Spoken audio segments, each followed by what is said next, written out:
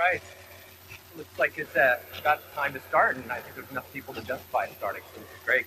Thanks so much for coming. I showed up to the room about an hour and a half early to see what it looked like, and this is about 3 times bigger than I thought. So anyway, so thank you for being interested in this section. That's great. So my name's Chris Helm. I'm the product manager for Windows Client Security. I've seen a lot of familiar faces here. So thanks for coming again, and look forward to meeting more of you down the road. But today we're going to talk about a lot of things. We're going to talk about kind of everything we've done in Windows 10 so far, and then we're going to talk, as we go through that story, here's what's new for Windows, here's what's new here and there. So you're going to walk away with a pretty good understanding what's brand new in the next edition is just about to ship.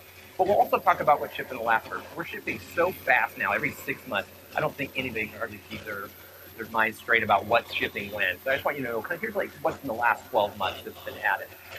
And it's a tremendous amount of stuff. So let's dive in.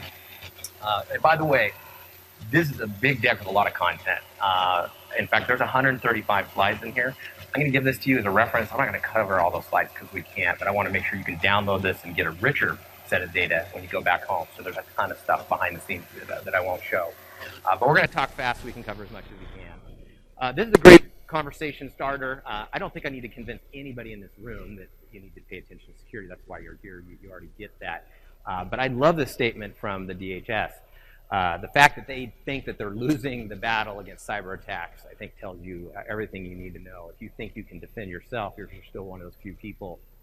Guess again, because a person with a much larger budget than you is getting creamed every single day. And if you've looked at the SecOps console for alerts in your own organizations, if you haven't done that, go ask and take a look. That's going to be pretty frightening, especially if you're using ATP, which really surfaces a lot of intrusions that some of the other products aren't out, that are out there. So a couple things to keep in mind in terms of the threats we're facing. 0 days are increasingly a threat. I love this quote. This person thinks they need a stick full of 0 days so they can unleash them on organizations when they need to. We need to create the condition in Windows so the vulnerabilities don't exist. We'd love to do that, but in reality, we're never going to get there, right? There's going to be humans writing code forever, or at least in our lifetime, and they're going to ship bugs. There's going to be vulnerabilities. So we've got to create the condition where the vulnerabilities don't matter as much. They're always going to matter. They're always going to get patched. If we can create the condition where the vulnerability can't be exploited, that's a good day. That's a win. That's something we're focusing on. Ransomware, another thing that we're thinking about. This quote's kind of old, but I love it because it's talking about ransomware even a year ago as a black plague. And with WannaCry and Petya, that statement has become true within a year. It's maybe worse than a black plague. Because I work at Microsoft, I've worked with a lot of companies, maybe some of them are in the audience, who are impacted by those ransomware. In fact, in particular, Petya.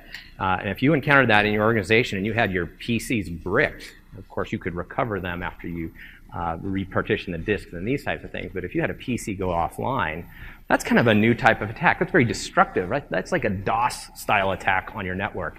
And I don't think we're going to see less of that. I think we're going to see more of it. And I'm actually kind of surprised with Petya. I was like, these guys were vicious.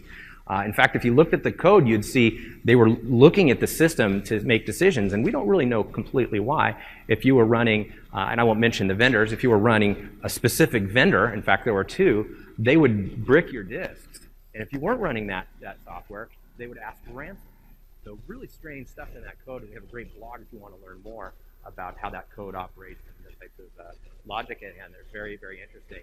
But of course, WannaCry and Petya were based on something called Eternal Blue and Eternal Romance, and these came out of the Shadow Brokers disclosure, right? These were vulnerabilities that the government probably had, and luckily we were able to patch those before those vulnerabilities hit the marketplace through WannaCry and Petya. So it was a good day for Windows customers on Windows 10 because in a way we were ahead of the game. We still had the vulnerabilities.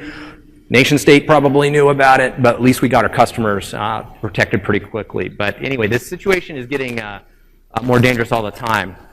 And so the reality is that your security of your environment is really dependent on modern hardware. I talk to a lot of customers, and a lot of people are saying, hey, we do this 5-year refresh cycle, and we got some old PCs. I'd like to urge you to think about getting those 5-year-old PCs, maybe in these 4-year-old PCs, out of your environments as quickly as possible. They do not have the technology that is required to protect you against the things that are out there, bootkits and rootkits. So I know it's kind of heresy to say, hey, let's expedite the refresh rate of our PCs, right? That's just like how it works in your organization.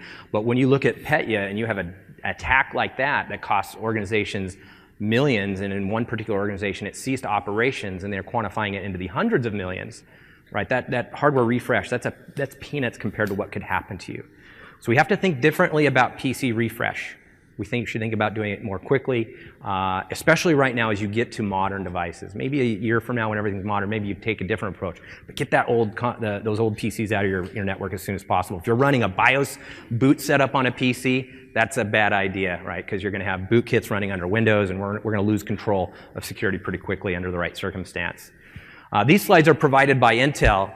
They asked me to kind of cover, why is a new PC so important? And the reality is it's because the software layer that we operate at is increasingly, obviously, under attack. Vulnerabilities can lead to tampering of all your security subsystems.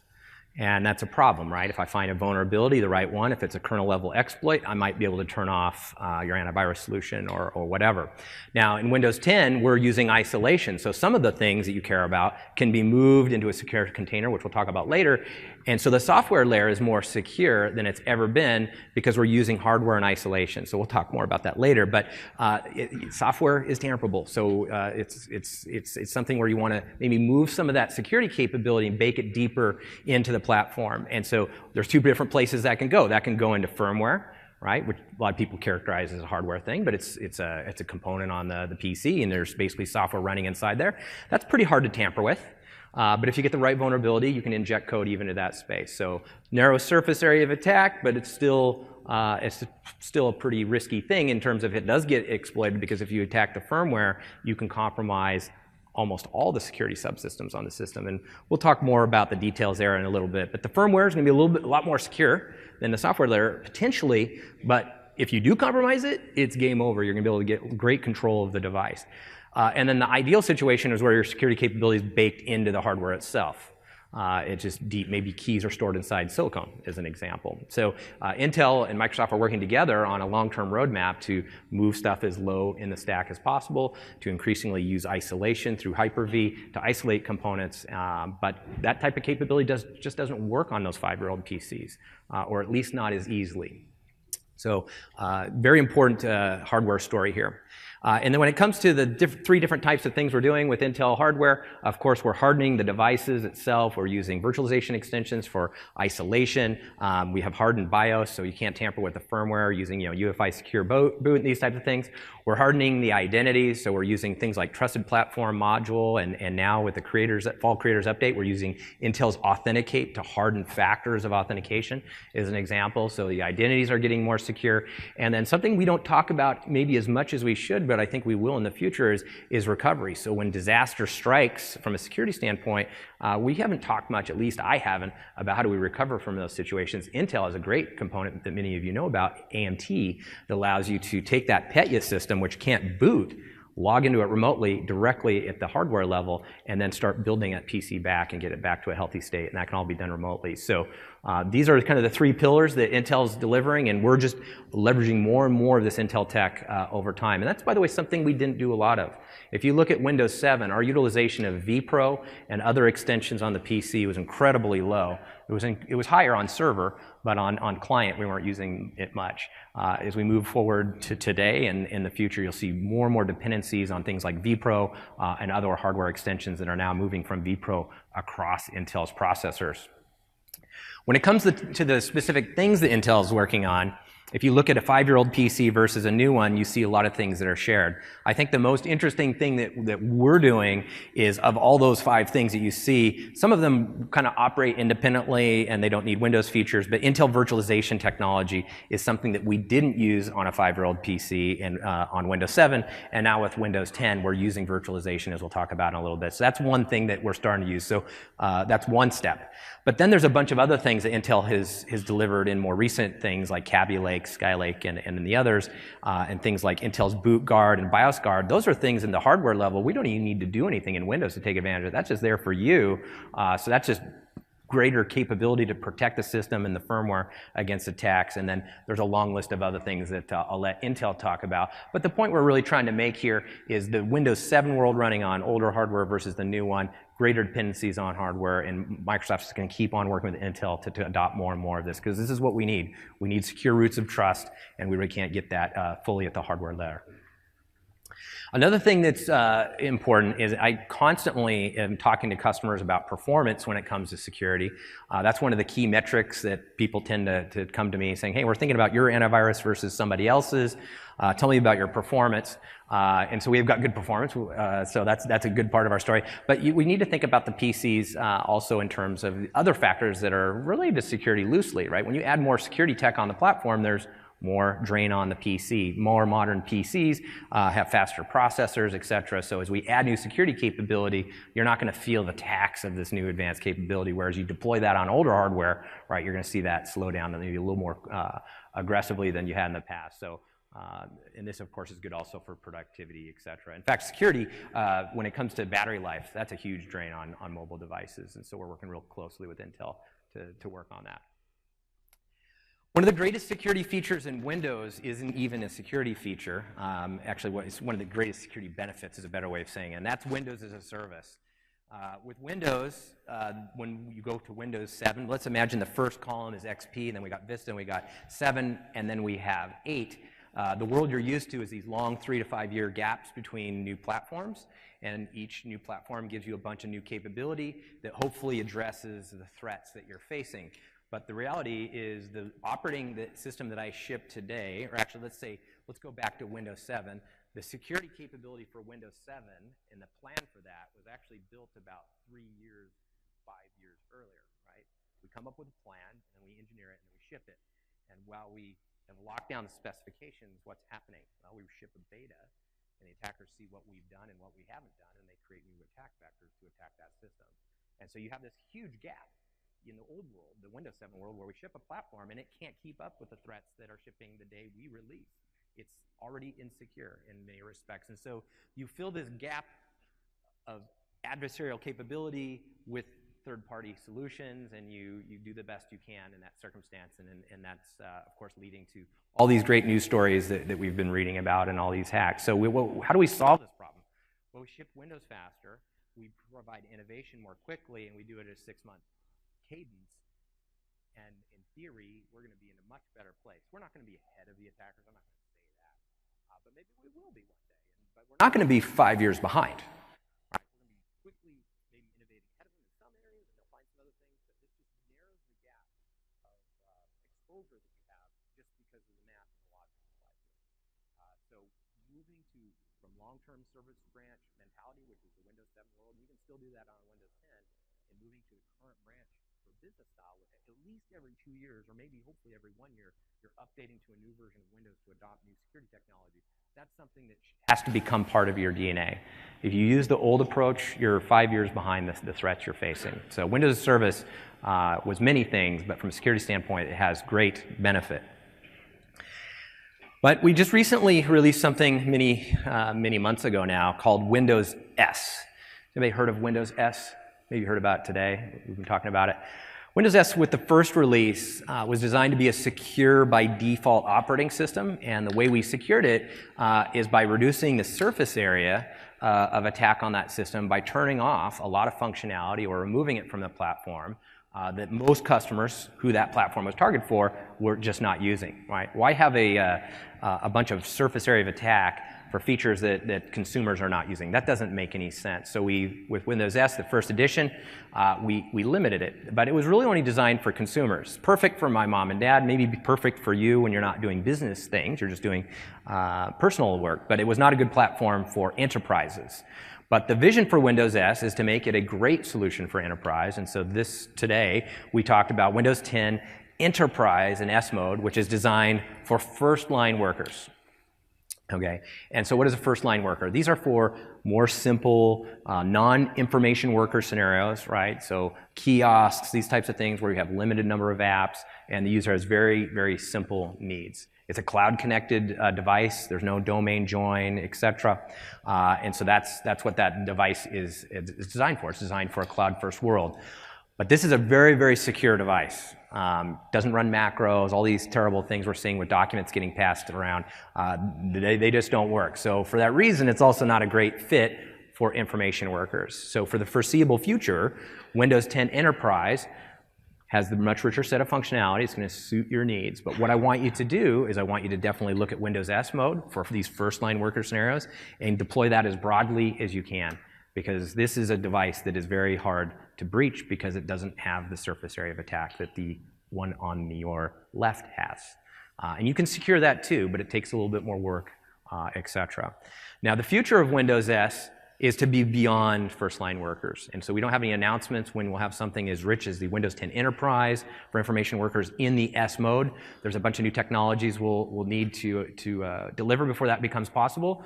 But as I talk through the rest of the presentation, I'll bet you will see some technologies that if we can mature them beyond where we're going to be this year, you can see those a great fit. It's going to take some time to get there. Keep an eye on that.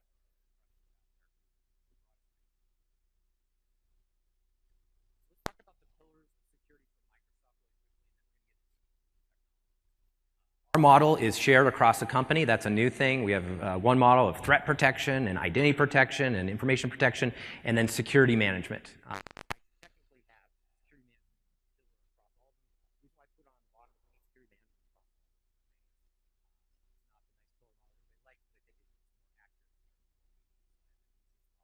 But those are the 4 pillars shared across shared across Office, except we all operate on that, which is great.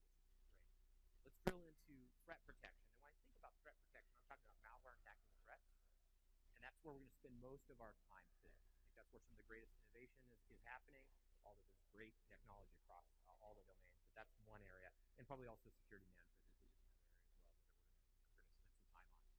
Now, when we talk about threats, I'm thinking about malware and hacking and these types of things. And so what I've done is I've created a model that makes it easy for me to kind of narrate through the story.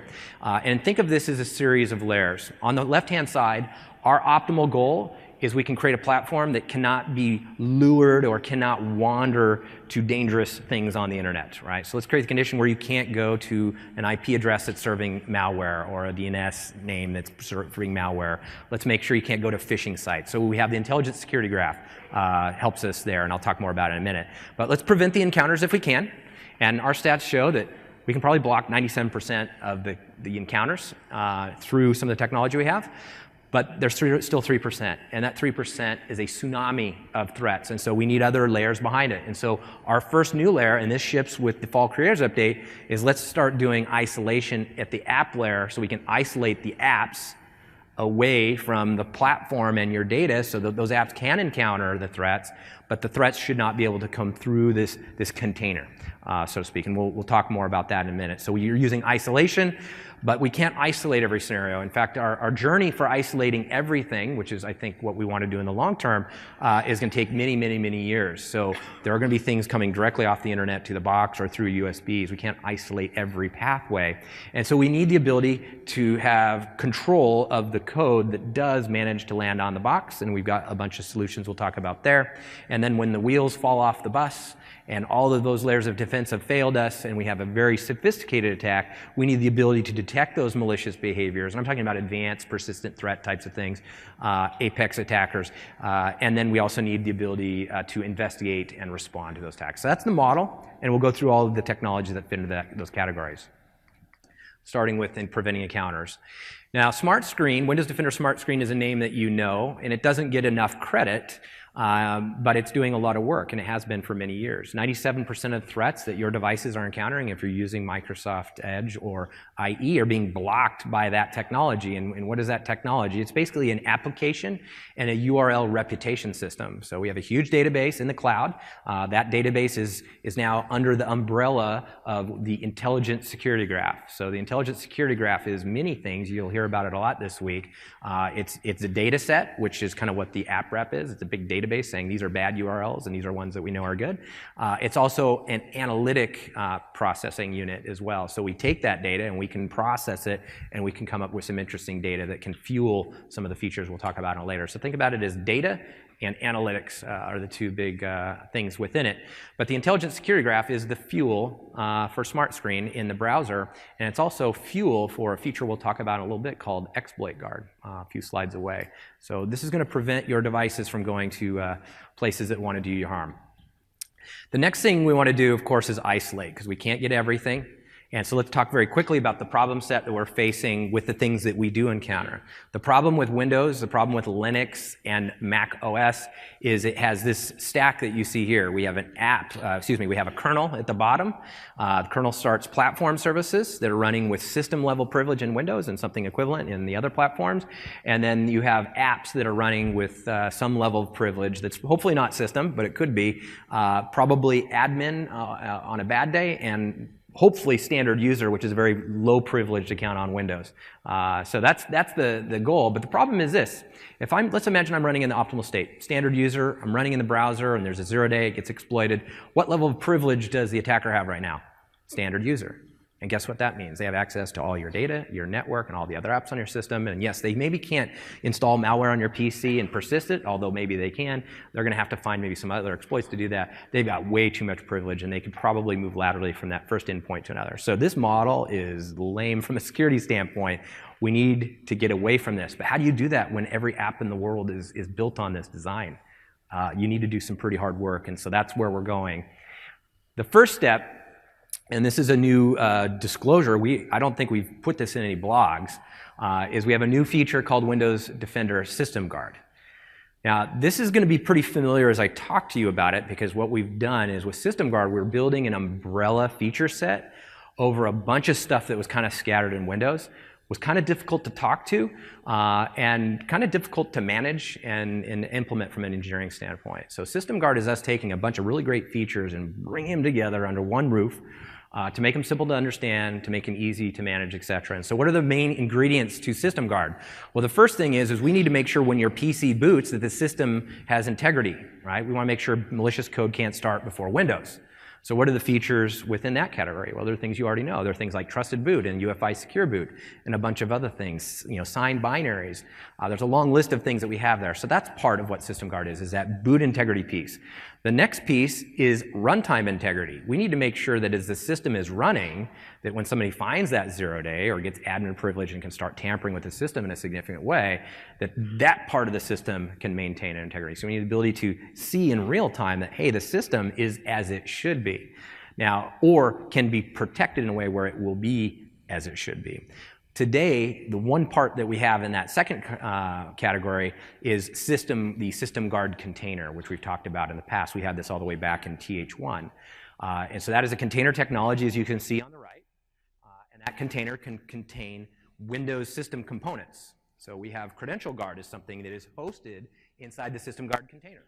Right? So System Guard container is the enabling technology to run code that's going to be really hard to tamper with, even if you compromise the kernel on the left-hand side, because it's isolated using the hypervisor, and that's a pretty narrow surface area of attack. So yes, you can get to the right-hand side through some vulnerabilities, but the likelihood should be diminished because of the surface area that exists. It's much smaller than the surface area of the kernel on itself on the left-hand side. And we just keep on moving more and more system components in there, more data, and that makes the Windows stuff that really needs to be secure more secure against those really dangerous attacks, such as WannaCry, which was using, Eternal Romance and Eternal Blue exploits to hit the system. So that's part of it. The third part of it is we need to be able to verify the integrity of that. So those first two things, they should do their job on a normal day. But you know what? There's vulnerabilities in the systems. They will be undermined probably one day. You'll read about it at Black Hat, hopefully not very often. But we need a way to remotely attest that those things are as they should be. And so our device health attestation service fits in this category. So, and then things like Measure Boot. So all these things you've heard about before, right? But we have a new way of speaking about it, and you're going to start seeing our documents cover it. This new change sets up the platform for what we're going to do next year. And so I can't disclose those new things, but think about the types of things you'd want in those categories. What are the things that are missing? And it's very likely that we're working on those areas. So we now have the right architecture to build from, and I'm really excited about how System Guard is going to allow us to advance ourselves pretty quickly. Here's just a drill down of the thing. I forgot that I had that slide. I kind of talked about the relationships there. But the attack vectors that remain, which is the point of this slide, is obviously the hypervisor is going to be attacked. The line between the systems, there's communication, that will be attacked. And then something that's not articulated very well, but is also one thing, is firmware. If I can get kernel mode access, and if I can inject into firmware, I do have full access to full system memory, and I can start tampering things. So there's three main vectors of attack that we have to worry about, which leads us to this. And I've kind of already blown this slide, but because I get a little ahead of myself sometimes. But this is a funny thing I saw just on Friday night, or actually it was on Saturday as I was flying over.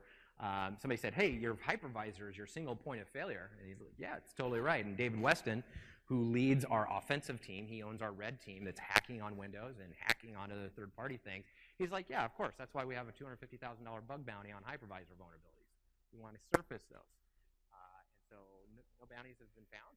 And I'm not aware of any vulnerabilities in the hypervisor that have allowed lateral movement in the wild. And I want to underline that, in the wild. We don't know what the NSA has done. We don't know what some nation states do. If we find out about those vulnerabilities, great, we go patch them. But in the wild, and what do I mean by that? It means toolkits that are being used for like Megasploit, these types of things. We're not seeing these exploits attempted to be used in those tools. So nation states may have hacked the hypervisor. We don't know about it. So we found vulnerabilities ourselves. Maybe they've even been reported to us. I don't have all the intel on where those bugs. So we have fixed bugs, but we're not aware of any exploitation in the wild. But it'll happen one day. But the good news is, because of the surface area, it's going to happen infrequently. We're paying a lot of money to get those bugs.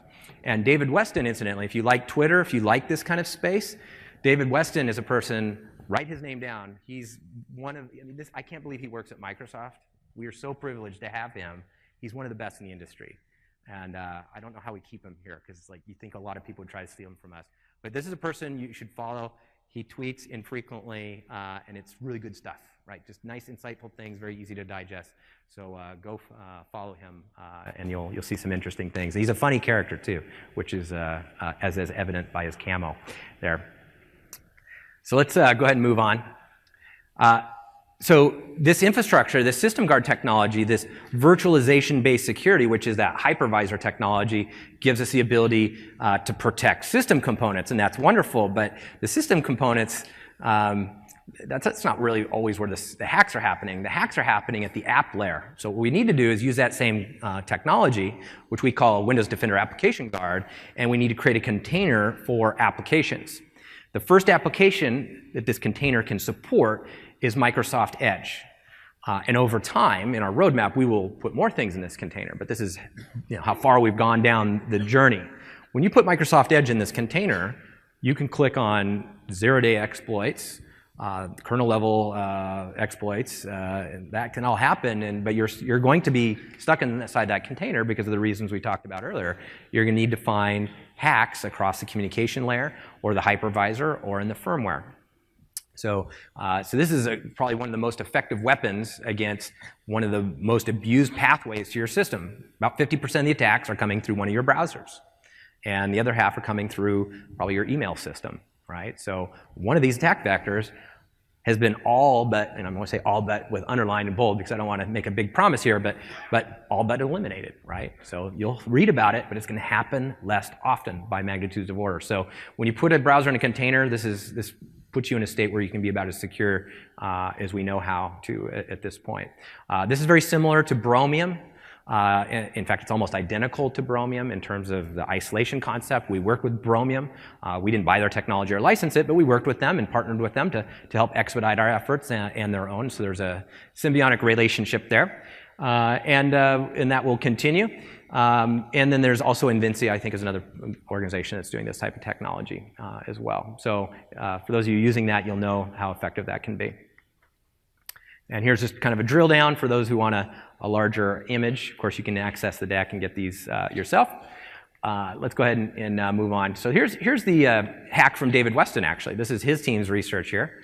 So let's go. Oh, it looks like I have to click play.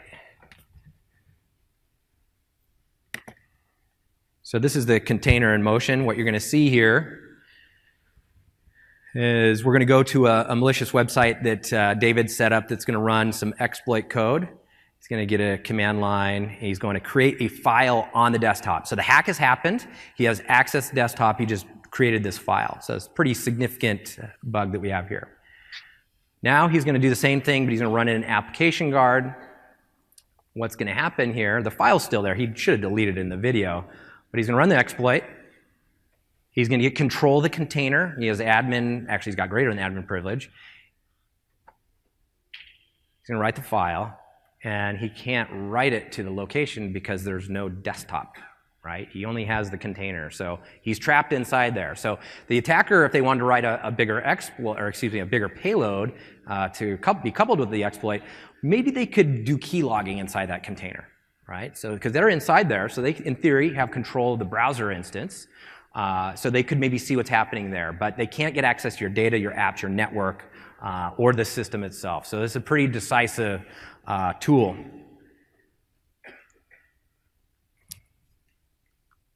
Let's go ahead and go to the next thing. So, but we need Edge itself to be more secure. We don't want that container to ever get compromised. And I'm not going to spend much time here because the IE or the Edge guys have another session. But there's a bunch of things we're doing. We want to make this a pretty hard target, even in the absence of being in a container. We have things like Windows Hello for identity, and we are using web standards and a long list of other things to make it more secure. So Edge, very secure on its own right. You should see few vulnerabilities giving the attacker control of that browser.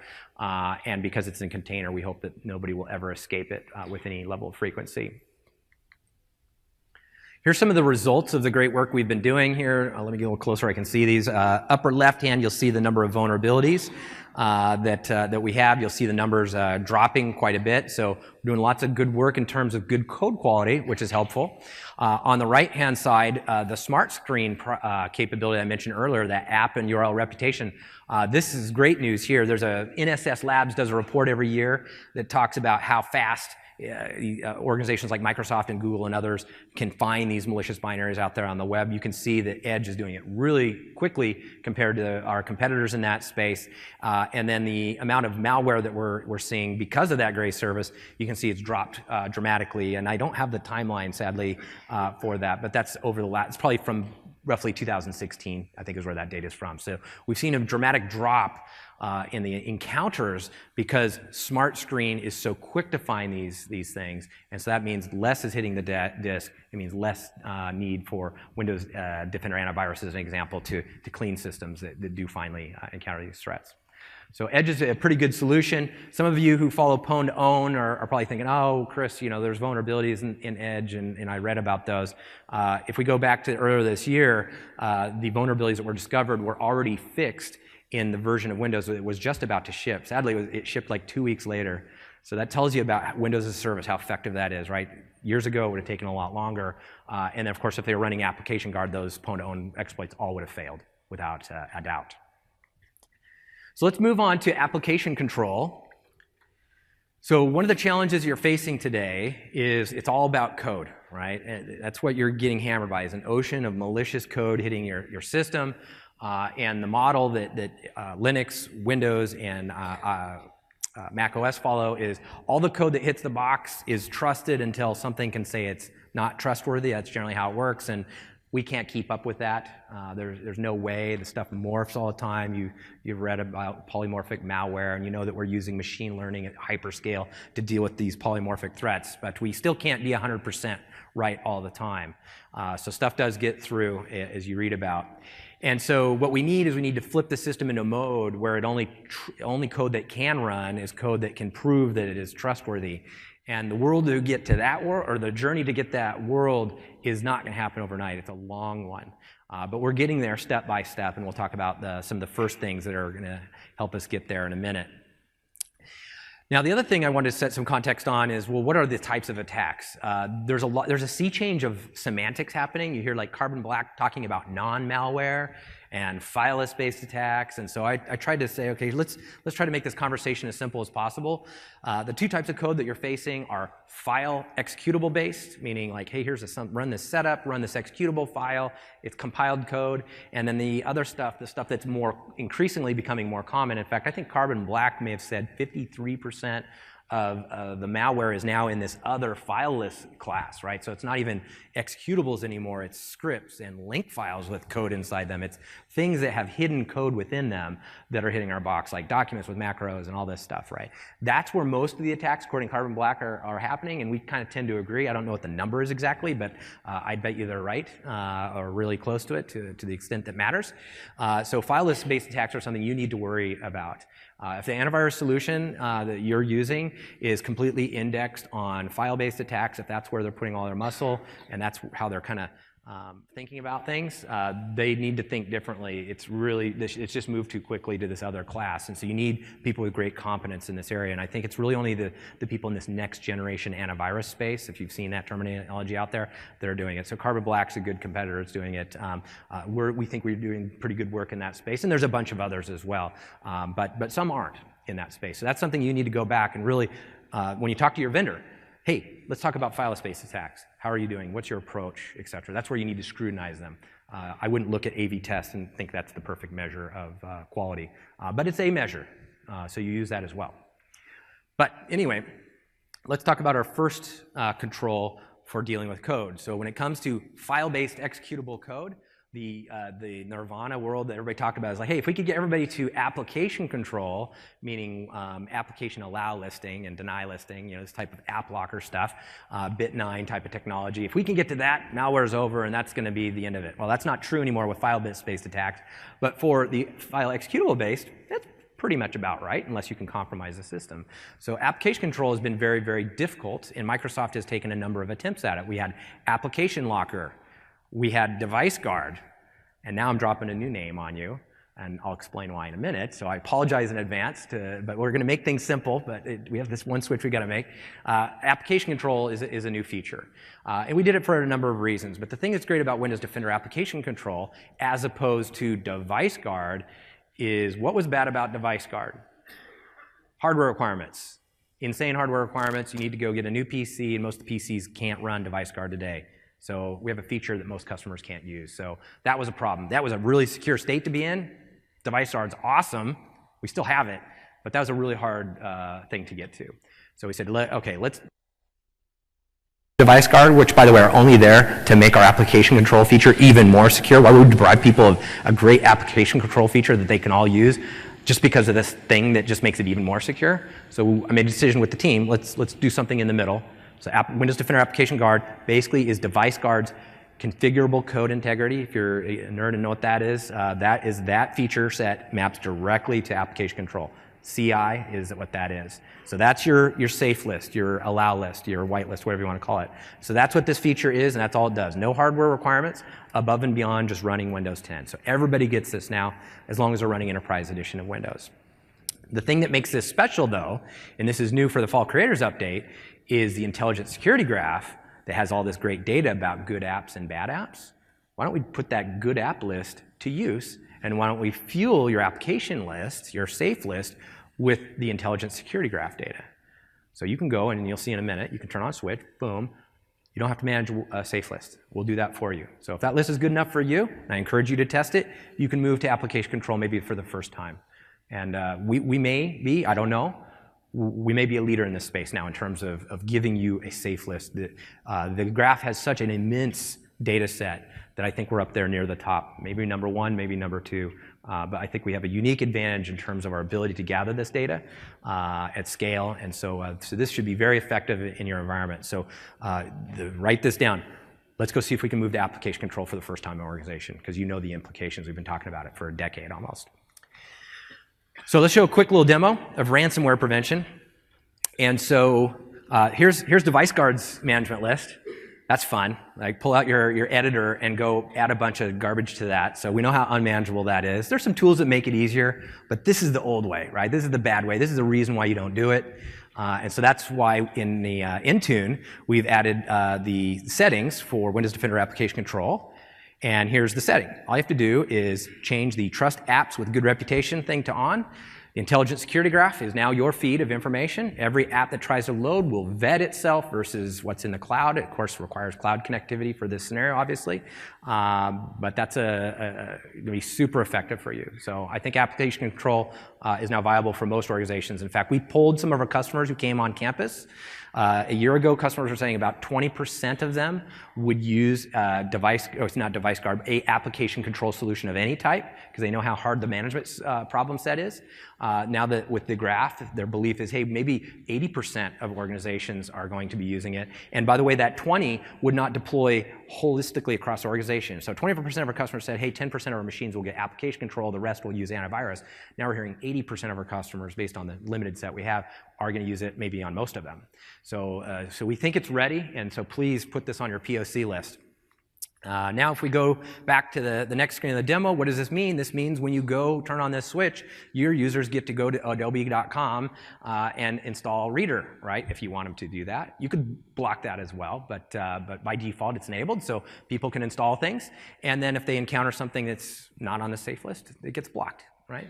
So just as you'd expect. So, so this is great advancement. App control is now viable for the world. So let's talk a little bit more about device guard. So the device guard definition is obviously has to change, right? Because they're kind of the same thing. So what is device guard? Device guard in the old world was the application control capability we just talked about, and then it was the something that we called HVCI, which is what made it more secure. And HVCI is a service that runs in our system guard container that enforces that all kernel mode code has to be designed properly, has to be signed by Microsoft, and that's why it's kind of hard. The hardware requirements are difficult, is because it requires all this rigor. And so what does this kernel mode protection offer? It creates a condition where if the attacker attempts to exploit a kernel vulnerability, that it's very difficult to actually successfully exploit it, because we have this monitoring service that ensures that we have high quality kernel mode code that's less exploitable. So those are the two pieces: kernel mode protection, whitelisting. And so what does that make device guard? Well, it's really now a mode.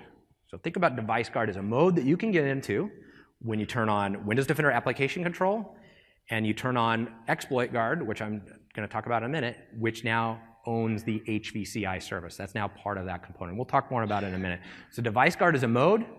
I may get rid of the device guard concept a year from now, but I didn't want to be too jarring as we transition to new things. There's just so much new code. I want it to be as smooth as possible, so I thought I'd take the labor to explain it. Yes, it's a little weird that we did this, but the technology is changing, and so we have to try to make it as smooth a landing as possible, and we thought this is the best way to do it. Trying to think if we missed anything there. I think that covers that for device guard. So it is a mode and not a feature so much anymore. So let's talk about Windows Defender application, or excuse me, antivirus. Something that's we've been working very hard on in the last 2 years, 3 years, is making our antivirus solution a world-class solution. Application control, that's what you should go do, right? That's your first bet. If for some reason that's not a good fit, then your next fit is probably antivirus, a traditional antivirus solution for file-based attacks. Our antivirus solution also does file list-based attacks. We have AMZ and a bunch of other things that inspect code and try to look for obfuscation. So we're dealing with file list attacks as well. So application control and antivirus run in parallel, but the workload for antivirus is different. We don't need to go after files like we used to. But we've made the solution also a very high-quality solution. We've done great work. We've shifted everything to machine learning because humans cannot deal with the static signature world. We are at almost 100% machine learning. It's greater than 99% of what AV is doing is based on the output of machine learning algorithms and models. And so this has enabled us to go from a mediocre solution in terms of AV test scoring to a pretty high scoring one, as you'll see here. And I know this is hard to see, but what you're looking at are recent tests from May and June. I'll have to look on the screen here. I'll tell you what the numbers are. There's 2 categories of tests. God, I can't even read it. It's like 99 plus in May, and we had a drop in June of 97. So we had a dip. That was unfortunate. If you look at it over the course of the year, you'll see we've had 100% a couple times. We've had 99.8, and then we do this. And so more recently, sadly, in alignment with our conference here, we had a dip. But I just want to be super fully transparent about our quality over time. It's good over time when you average it out. We have some more work to do, I think, to make it exceptional every single month. If you look at here's the hundreds from January and February, And here's our ascent over the last 2 years, roughly, yeah, longer than 2 years, 2.5 years, roughly, of being a mediocre solution to a high-quality solution that's scoring almost at 100%. And that hockey stick coincides with the movement from static signatures to machine learning. Once that stuff started to get productive, once we built the models out, once we learned and, from them and made them better, we're really in a good state. And so now we're on that long tail of really trying to do the hard work so we can always be as close to 100% as possible. Here's just for reference, this is the natural oscillation of a competitor versus us. You'll see McAfee and Microsoft, we all have our dips along the year. There are some companies, to be super clear, who aren't having any dips of any type. So, we have some work to do. But what I would suggest is you take a serious look at our solution, because these are really small differences. And most of the attacks are happening through these fileless-based attacks, which these tests aren't really looking at. And so this is something that, for the first time, I think is very viable. We have a lot of big-name customers that are using our AV, and I'll name one here in a few slides from now. But anyway, we're in the game now, and we're built into the system, and you already own this. So I encourage you to take a look and see if it'll meet your requirements. The other types of attacks we're facing, of course, are vulnerabilities and other types of fileless-based attacks. And so we need to, I talked about this problem earlier, humans are going to continue to ship bugs and software, and so we need to make the world one where the vulns are less likely to impact you. And so as we've increased our protection in the system at the app layer, we've kind of forced the hand of our attackers to start looking in new areas. And so what we saw is a lot more interest in just getting kernel level privilege. So as we've battened down the hatches in some areas, the attackers are moving, right? They're moving from executable files to fileless script attacks. They're moving from user mode into kernel mode because we were making it harder. And so these attackers are always shifting into places. So we've seen increased interest and success at the kernel level. And so we've done a bunch of things since Windows 8 that have made our kernel very strong. As you can see here, you have Windows 7 as the top bar, and on the bottom you have Windows 10. There are zero-day exploits in the kernel, in the wild, to be super clear, on Windows 10. So all these things with Emmet, all this integration we're doing with vulnerability mitigations, et cetera, are really hardening the kernel. And so we've got a pretty strong system in that regard. But let's talk about Exploit Guard. So Exploit Guard is our solution. It does a bunch of things. So what we want to do is think about all the types of exploits, fileless-based exploits, vulnerability, zero-day exploits, all these types of things, and come up with a solution to deal with them. And so the first headline is, if you're familiar with Emmet, the Enhanced Mitigation Experience Toolkit, a really strange name. These were things like ALSR and DEP, things that you could turn on manually on your legacy applications. And so that was a free download. And last year, we effectively put the world on notice saying we are no longer supporting it.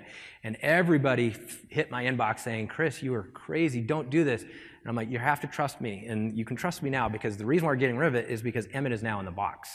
In fact, it's on all editions of Windows all the way down. Now, in fact, yes, it's entirely on all editions. So even your mom can turn it on if she wants to do that for her old, disk burner software or whatever. But at any rate, so Emmet's in the box, but we've also continued to invest in new mitigations. One of the things that wasn't great about Emmet, it was test mitigations, right? Things that were not quite baked, and we put in this resource kitty thing, and it would help for a few months, and the attackers would bypass it and they would move on. But it was a good speed bump. What we've done is we're investing more in the mitigation technology itself so that we don't have pseudo vulnerability mitigations, right? These are being built to be robust and rich, et cetera. So Emmet is actually is more thought out, more planned, and these are durable mitigations, not things that are good for a couple months at a time.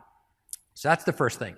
The next thing is related to HIPS-like functionality that we call our attack surface reduction rules. So these are a series of prefab rules. I'll show you a couple of them here in a few minutes. And by turning these things on, you can deal with what is obviously an intrusion, and we can block that action, for example. So for instance, we know, for instance, that, hey, if you have a document that has macros inside it, if it creates a process, that's probably not a good thing, especially if that process is talking to a known C2 server out there, right? We probably can predict that's going to be a bad day. So these are the types of things, the types of rules that we're baking in. And the intelligent security graph, which has these great optics in the types of attacks that you're experiencing, is helping us codify those as rules. So as we see new attacks happening, we can put those as rules and they can come down to exploit guard. The other thing we've added is we've added the ability to limit folder access. So in the ransomware case, which we'll show in a minute, the problem is once they get admin control, they can overwrite all your data, right? Imagine that an admin can't overwrite your data. Let me restate. Let's imagine a process with admin access can't overwrite its data if that process isn't trusted.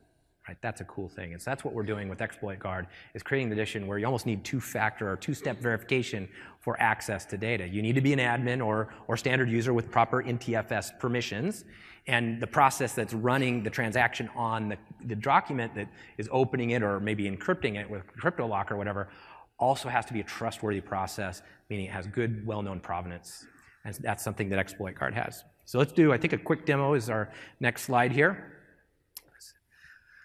So we have a USB as an example here. I got some document somebody's just given me. Warning. I have encrypted files in your demo folder and subfolders.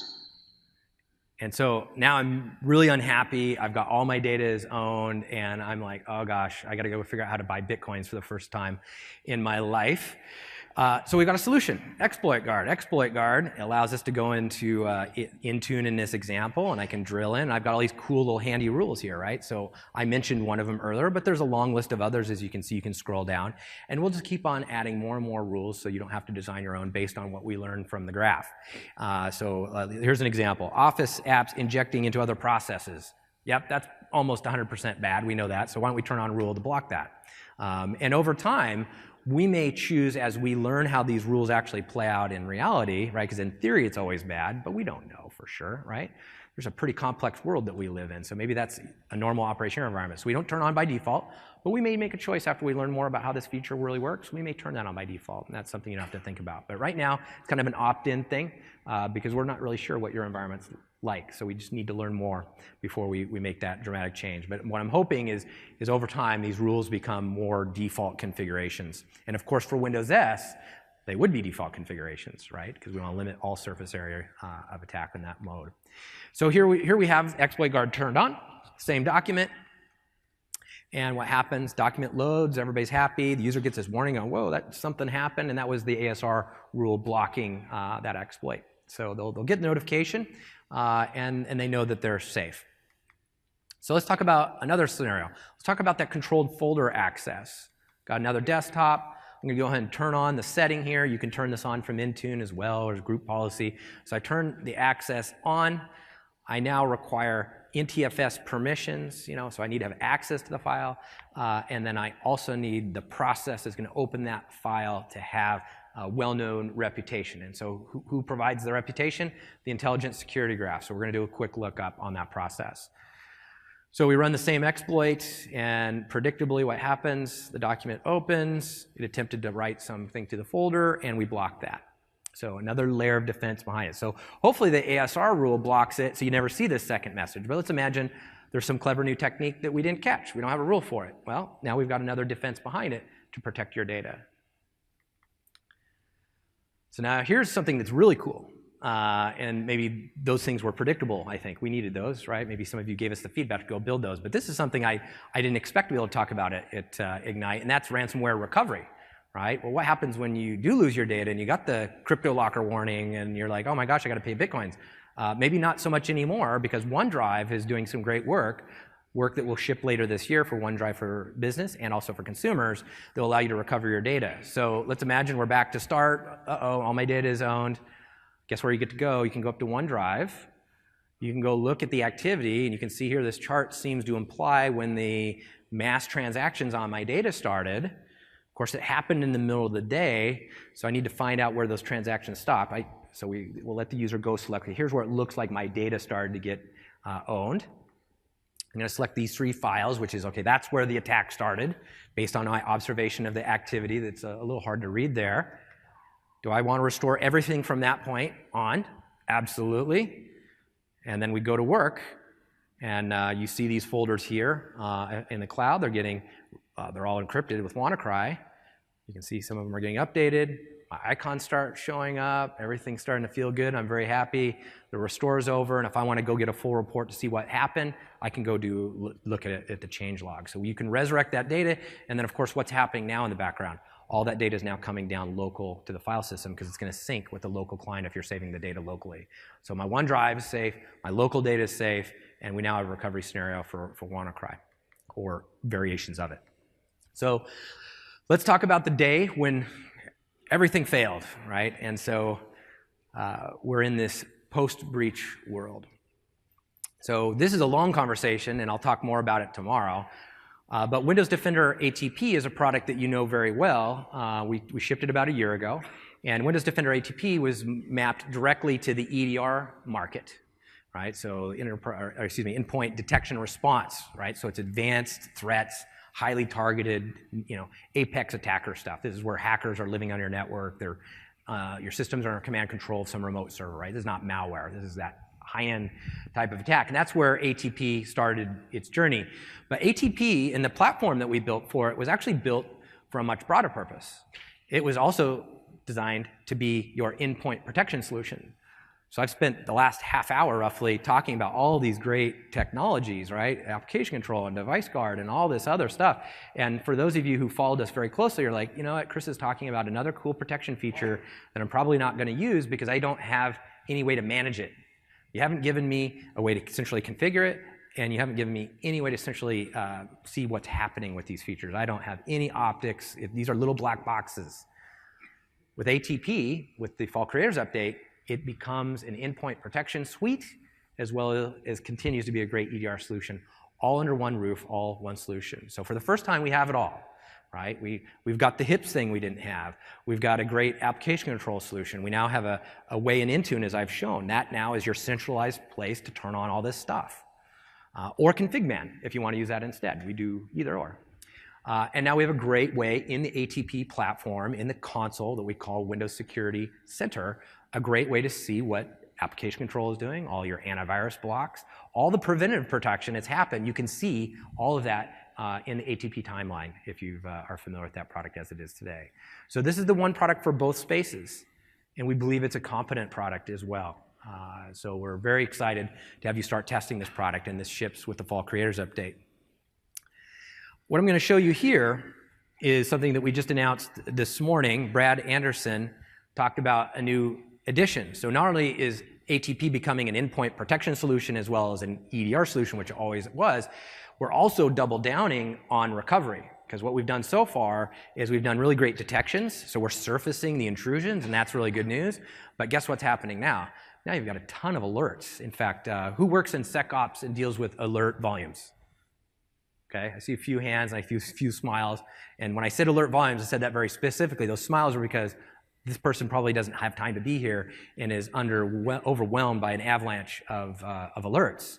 In the server monitoring world, which was where I started my journey at Microsoft, most of the alerts were garbage, right? Total false positives all the time, and that was a journey. And that's like 15 years ago when I was working on MOM. If you're familiar with Ops Manager, that's where I didn't start my career there, but my real career at Microsoft started there. I shipped Ops Manager 2000 and 2005. But at any rate, we don't have that problem. We have a lot of alerts, but they're actually high-quality alerts. So low false positives, but now you actually have to go deal with all these intrusions that you've never seen before, maybe because we're discovering a lot of things that the competitors aren't. And so you need a way to automate this out because you cannot scale to this problem. There's no way, and you can't afford the staff to shut these attacks down. So a company that you heard that we acquired called Hexadite, an Israeli company, they were doing great work. They had amazing playbooks on how to take attacks and shut these things down in an automated way. It was a company that was starting to gain traction, and so we decided to buy them before they gained too much traction because we wouldn't be able to afford them probably. And so we're integrating them into the system. And so we haven't announced the date on when Hexadite will be fully integrated, but we started to show it today. And I'll show you just a quick little video here, and I'll talk through it as it goes through. So just to set some context, this is the alert console that you're familiar with. Upper right-hand side, you'll see active automated investigations that are happening. So this is Hexadite going and looking at an alert, trying to get its an understanding of the footprint of the attack and try to decide what actions do I need to take to fully automatically shut this down. And then you see some stats, one of which is kind of funny. See the average time to remediate. So how quickly did Hexadite see an alert and then resolve it and get you back to a healthy state? The example says, a minute. Could be, your mileage will vary. And then I love this stat, which is the 564.8 hours of automated recovery. So imagine that over the course of a year becoming its giant number, and you're going to be able to go to your boss, look, you didn't have to hire 15,000 people to cover this problem because Hexadite is saving our bacon every day. But at any rate, so let's go ahead and hit the video, and I'll talk through it. So we've talked through the stats. These are the things that Hexadite currently on the right-hand side are. So we've got a lot of alerts. We can't inspect all of them in parallel, but we're going through to the extent that we can scale, and we're looking at these attacks. These are all the ones that we're observing right now. And here's a specific alert that we're drilling into. On the left-hand side, you'll see 2 endpoints are part of this specific intrusion. So we've selected them. We can get a little more information here on the right. And then we can actually, and you can see that we've already remediated. So this is an attack that we've already detected and responded to, fully remediated. Let's go find out what it did.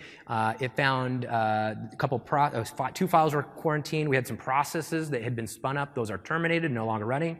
And this is the detailed list of all the things that Hexadite automated. So there are, in this example, there's probably 2 or 3 dozen separate actions it was able to take on your behalf instead of you manually going and doing all these things, killing, T-list, task kill process, all this stuff. That's all done for you automatically for a subset. We can't automate everything, but a lot of the volume, the scale problem you have, we can get most of those. The ones that remain, those are the really complex ones. Those are going to really require human intervention.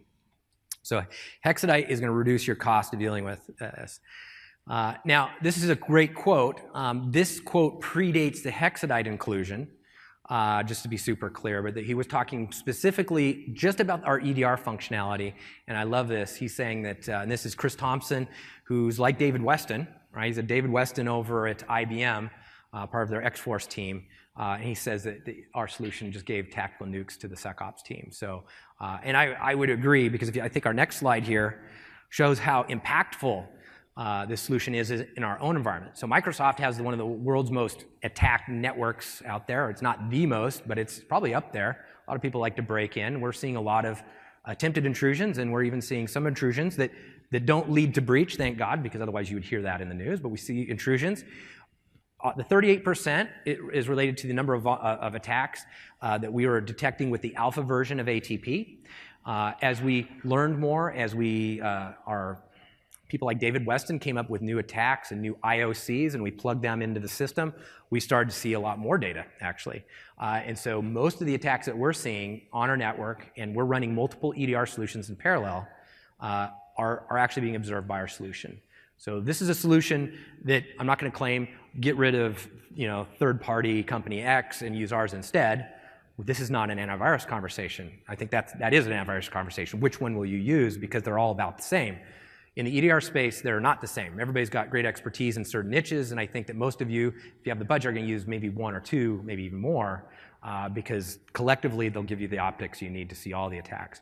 But what I'm trying to make a point here is we're seeing things that other companies aren't, and we're running a top vendor in parallel with our own. So this is a product you need, right? The other company didn't see this stuff that we did.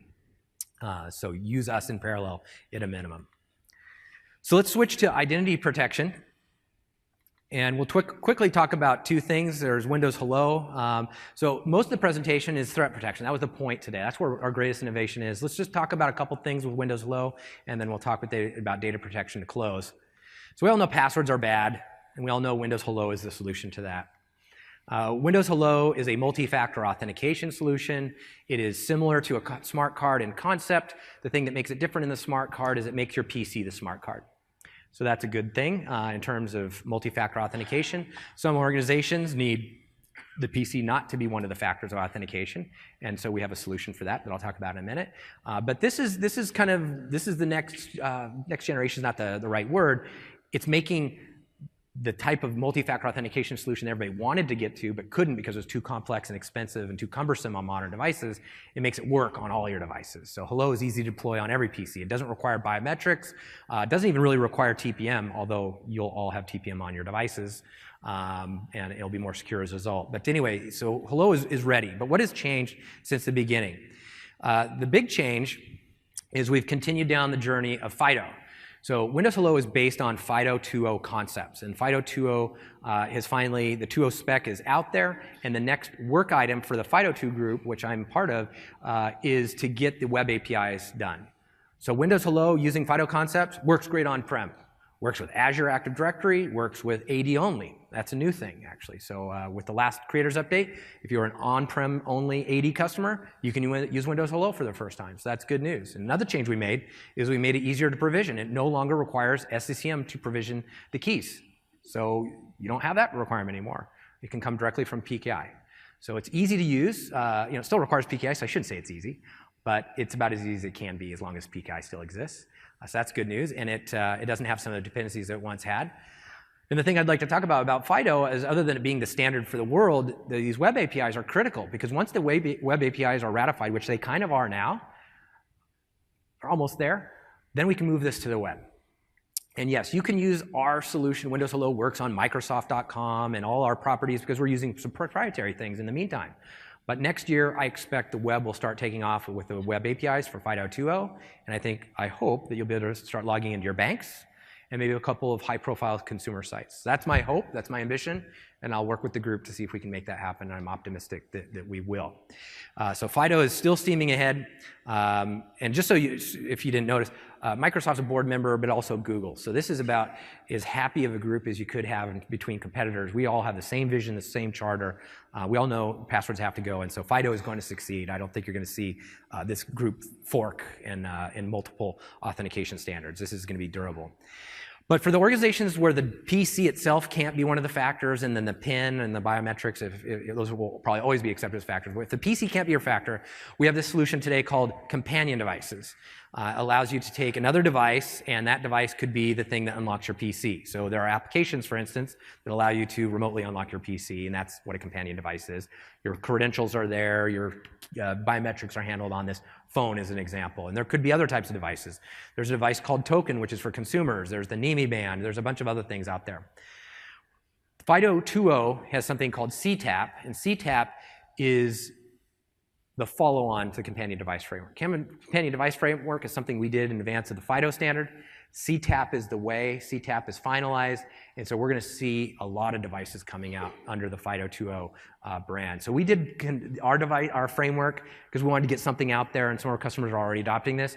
But the CTAP devices are the ones that are going to go mainstream, and this is the type of device that something like DoD here in the United States that has to be, FIPS compliant. I expect they'll use one of these CTAP devices.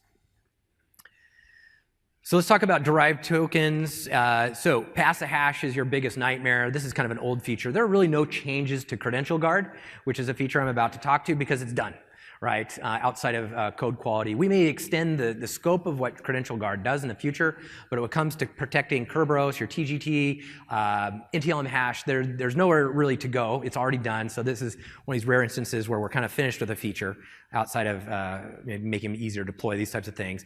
But what exactly is a pass a hash attack? Well, it's a lot like a zombie apocalypse, right? You get victim one, and which is the first PC that gets breached, and the attacker steals the data, and then they spread out across the network and infect everyone. And that's kind of how pass a hash works, right? I basically go to first PC, I steal the user's token because I can, I use that access to attack another PC, I move laterally to it, I find more tokens, and now I've got 4, and then I just do it again and again and again. Next thing I know, I got 10 tokens. Maybe I'm getting caught by Azure ATP, maybe I'm not. These guys know how to hide pretty well, so I wouldn't say Azure ATP is a promise, but it's pretty good. But it's not acceptable for this tokens theft to even happen. And so what do?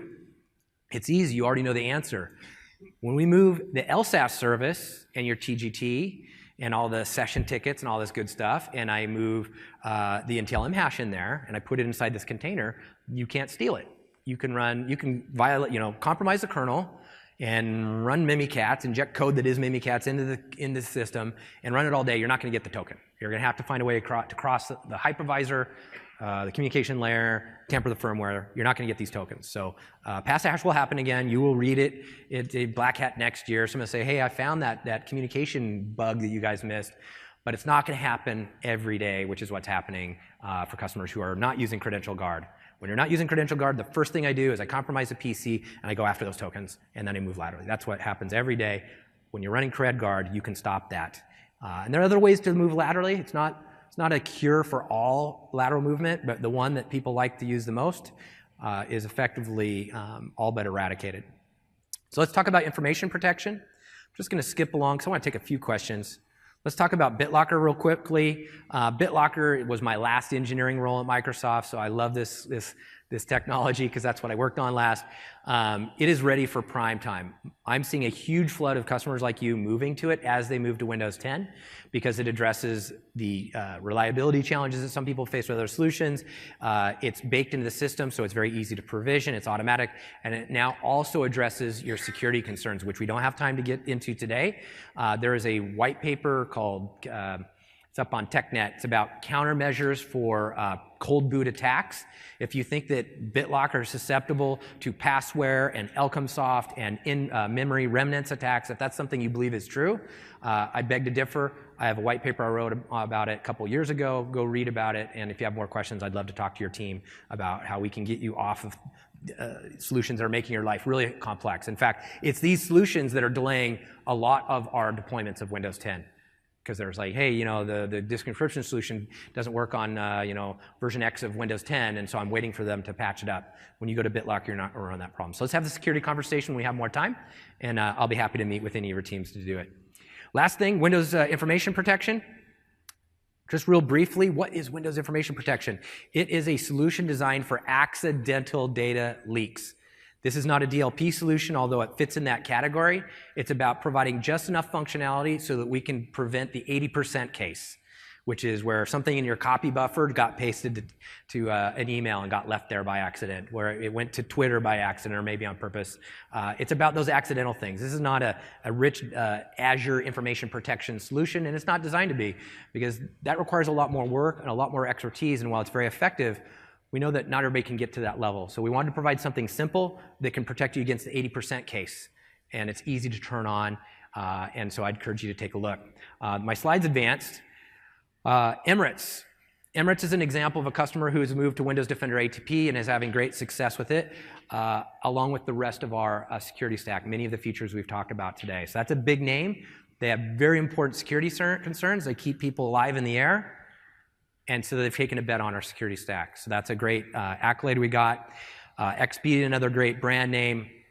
They're using BitLocker and Credential Guard and a lot of these other things. So we've got some more quotes in addition to the DoD one that we've talked about. In fact, I didn't look too closely at this slide. I stole the DoD slide and put some different names on it, so I should have changed that to their headquarters. But there's the Pentagon, so you found a bug. Or I found one too late. So that's it. That covers everything. I hope the session was informative in terms of what we had in the past and what's new and how we've changed some of the semantics. So thank you very much for attending, and I'll take some questions now before everyone leaves. Thank you.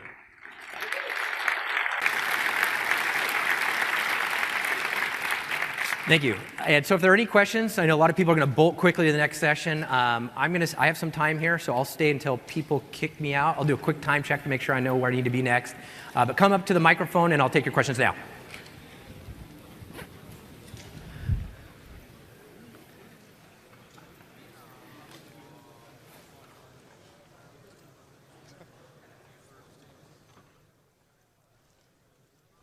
Mic got cut.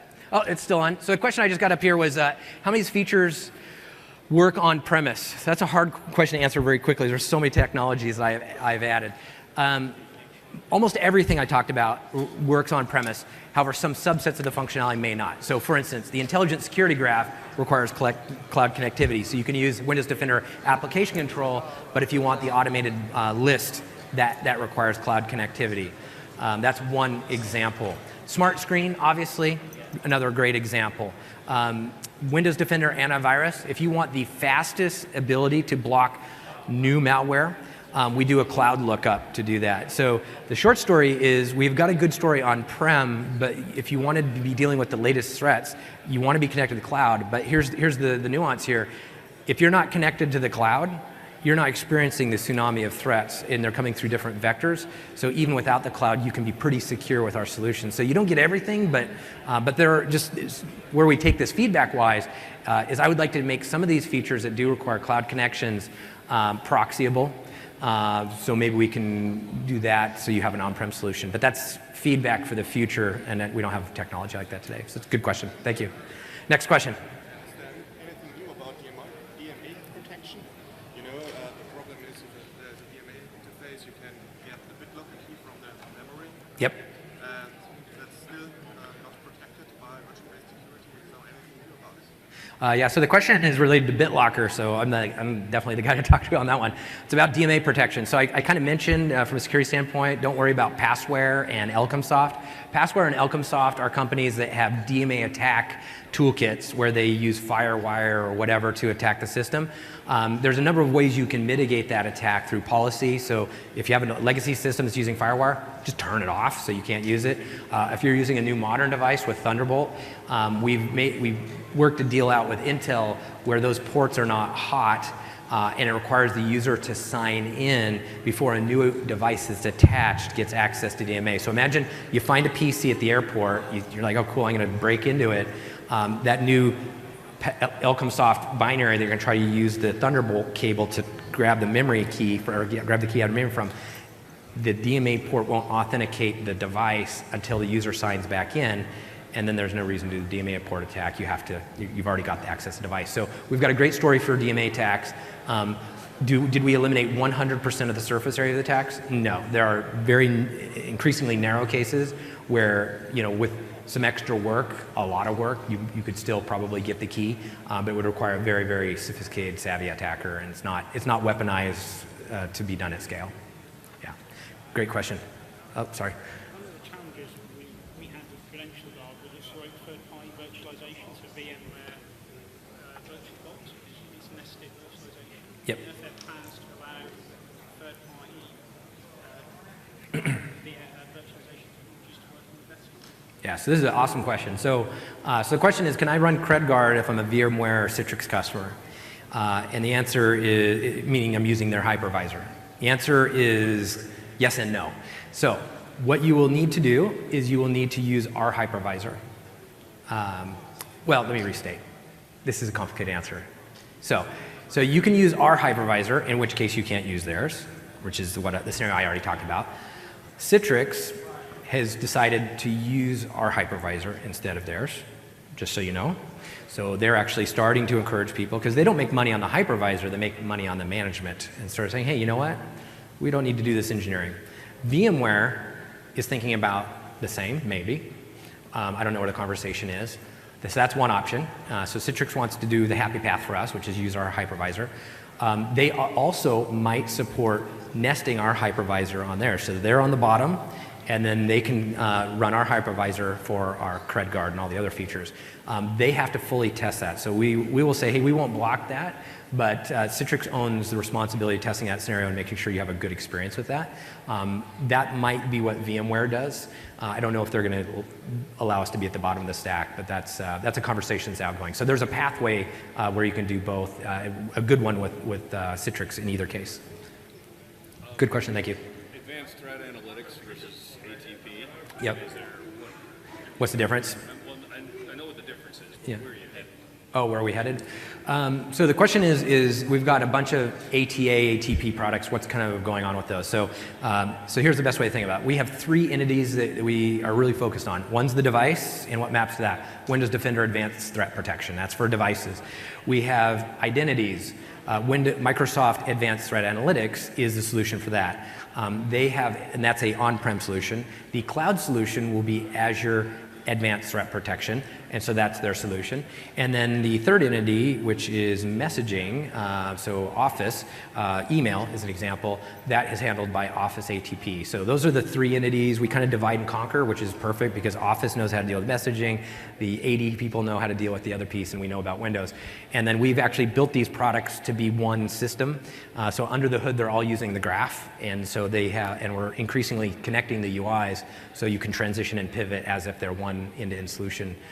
So they still are separate consoles, but you get all the pivots you need, and then you also get all of the data. So when you're in Windows Defender Advanced Threat Protection and you're looking at an alert, and it's because of an email that got had a malicious macro and it compromised the system, we bring down all the data from Office ATP so that you know, okay, what was the user, what was the name of the email, what's their role in the company, is it the CEO or is it somebody else that I don't care about so I can prioritize?